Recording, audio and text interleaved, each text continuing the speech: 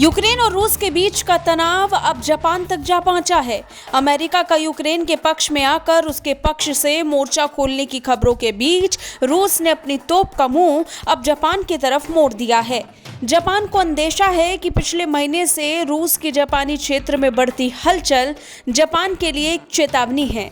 हालांकि रूस के RIA और इंटरफैक्स समाचार एजेंसियों ने ये बताया था कि रूस की नौसेना इस महीने और उसके बाद भूमध्य सागरीय और ओखोटस्क समुद्रों और उत्तर पूर्वी अटलांटिक महासागर के साथ साथ प्रशांत महासागर में सैन्य अभ्यासों की एक पूरी श्रृंखला का आयोजन करने जा रहा है। लेकिन जिन हालातों में और जितने बड़े स्तर पर यह अभ्यास हो रहे हैं वो संदेह की स्थिति को पैदा जरूर कर रहा है। विभिन्न मीडिया रिपोर्ट्स के मुताबिक रूस ने इस महीने जापानी द्वीप समूह के करीब 24 युद्धपोतों के अपने नौसैनिक बेड़े को तैनात किया था, जिसे रूस और यूक्रेन के बीच बढ़ते अंतर्राष्ट्रीय तनाव के साथ जोड़कर देखा जा रहा है।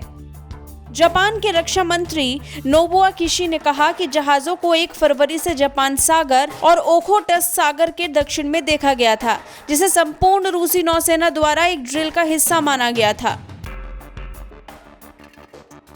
किशी ने एक संवाददाता सम्मेलन में कहा, रूसी सेना यूक्रेन के आसपास जो कुछ कर रही है उसके अनुरूप अपनी क्षमता दिखाने के लिए पूर्व और पश्चिम में अपनी गतिविधि तेज कर रही है।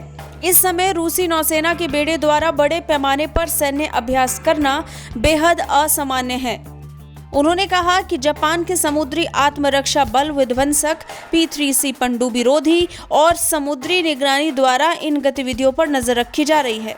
जानकारी के मुताबिक रूसी जहाजों में विध्वंसक और युद्धपोत से लेकर मिसाइल ट्रैकिंग जहाजों और पनडुब्बियों तक को शामिल किया गया है, जिससे जुड़ी कुछ तस्वीरें भी रूसी मीडिया द्वारा फरवरी की शुरुआत में दिखाई गई थी। बता दें, अमेरिका इस समय पूरी तरह से यूक्रेन के समर्थन में आकर रूस पर कई तरह के प्रतिबंध लगा चुका है। इसमें जापान भी भागीदारी न दिखाए, इसके लिए वो रह रहकर सांकेतिक ताकत दिखा रहा है, जिसे रूस जहां सैन्य अभ्यास का नाम दे रहा है तो वहीं जापान इसे अपने लिए चेतावनी के रूप में देख रहा है। ब्यूरो रिपोर्ट, भारत तक।